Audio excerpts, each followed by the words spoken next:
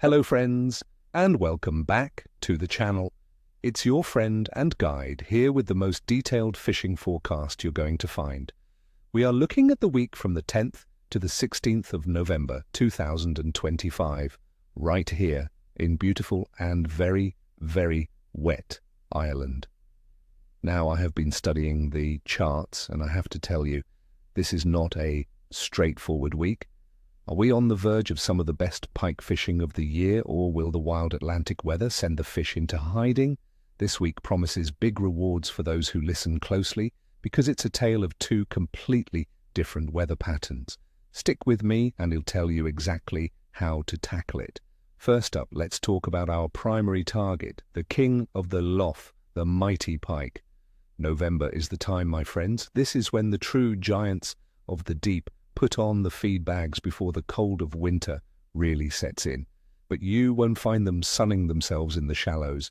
This week, your mantra must be go deep. I'm talking 6 to 10 meters of water. You need to be looking for those sharp drop-offs on the lough bed, the edges of deep, dying weed beds, and any submerged structure like fallen trees or rock piles. Why? Because that's where their food is. The coarse fish are shoaling up tight for winter, and the pike are sitting there, waiting for the dinner bell to ring. On the big loughs like Derg, Ree, and the Ernie system, this pattern will be in full effect. Now for what to use. The key this week with the water cooling is a slow, deliberate presentation. For the lure anglers, this is not the time to be burning spinnerbaits across the surface. Think big, slow-sinking soft plastics in natural colors like roach or perch. A 7 or 8 inch lure worked with long pauses can be absolutely irresistible. Another killer tactic is using a large deadbait like a mackerel or herring, fished static on the bottom or under a float.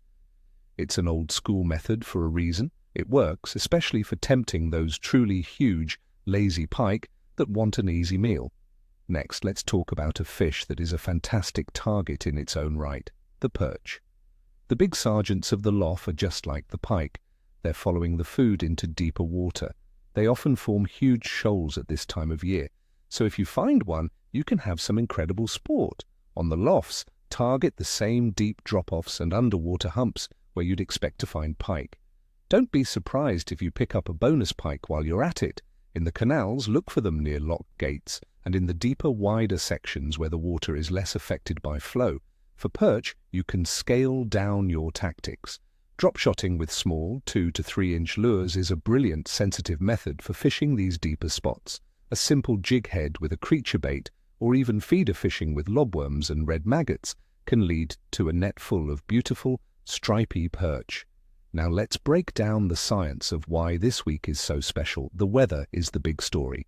For the first 5 days of the week, we are under the influence of a series of Atlantic low-pressure systems. This means unsettled, windy and wet conditions. Now, while that might not be comfortable for us, low pressure is a classic trigger for predator feeding activity. The fish feel more confident to hunt.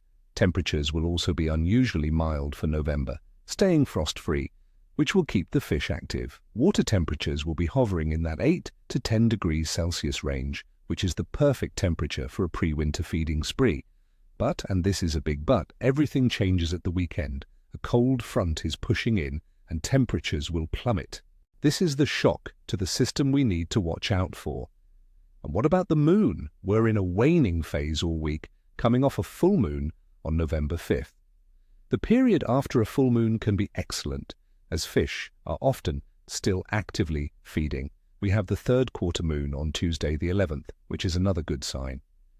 So the early week has all the ingredients for success: low pressure, mild temperatures, and a favorable moon phase. So let's put it all together in my day-by-day forecast. On Monday, the 10th of November, I am calling for a good bite. We'll have mild air temperatures around 12 degrees, some rain, and that all-important low pressure. The fish should be on the move. Tuesday, the 11th of November, looks even better. In rating, the bite potential is excellent. Temperatures could hit 14 degrees, but it will be very wet with heavy downpours. This rain will wash food into the system, and the third quarter moon and low pressure should have the predators in a fantastic mood.